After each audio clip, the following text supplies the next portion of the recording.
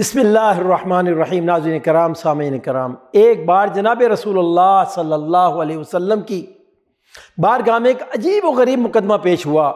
آپ صلی اللہ علیہ وسلم خدمت اقدس میں غریب صحابہ کرام حاضر ہوئے اور عرض کیا، اے اللہ کے رسول، یہ جو ہمارے مالدار بھائی ہیں یہ اعمال میں ہم سے آگے نکل گئے اور ہم پیچھے رہ گئے۔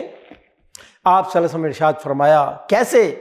عرض کیا گیا، حضور ہم نماز پڑھتے ہیں وہ بھی نماز پڑھتے ہیں، ہم روزہ رکھتے ہیں وہ بھی روزہ رکھتے ہیں، لیکن حضور مسئلہ یہ ہے کہ ان کے پاس مال و دولت ہے جسے وہ اللہ کی راہ میں خوب خرچ کرتے ہیں، غلام آزاد کرتے ہیں، صدقہ خیرات کرتے ہیں، غریبوں کو کھانا کھلاتے ہیں، مسکینوں کی مدد کرتے ہیں۔ حضور صلی اللہ علیہ وسلم، ہم کیا کریں، ہمارے پاس مال نہیں ہے، اس لیے اللہ کی راہ میں خرچ نہیں کر سکتے۔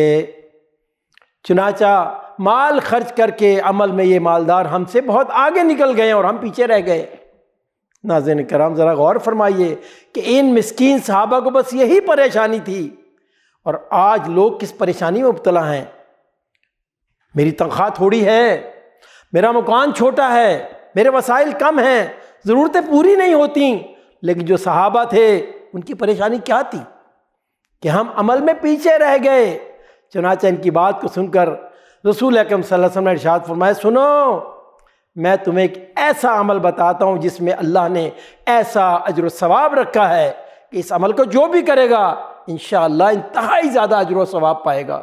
پھر آپ صلی اللہ علیہ وسلم نے ارشاد فرمایا، ہر فرض نماز کے بعد 33 بار سبحان اللہ، 33 بار الحمدللہ اور 34 بار اللہ اکبر پڑھا کرو۔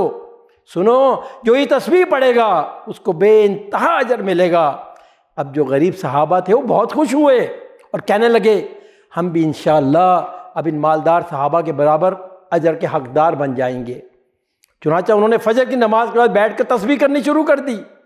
ناظرین کرام، مالدار صحابہ بھی اجر کے حریص تھے، انہیں جب اس تسبیح کا علم ہوا تو انہوں نے بھی یہ تسبیح پڑھنا شروع کر دی۔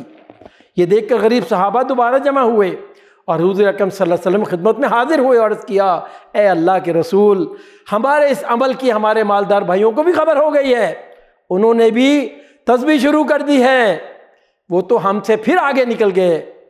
یہ سن کر آپ صلی اللہ علیہ وسلم نے ارشاد فرمایا، یہ تو اللہ کا فضل ہے، وہ جسے چاہے عطا کرے۔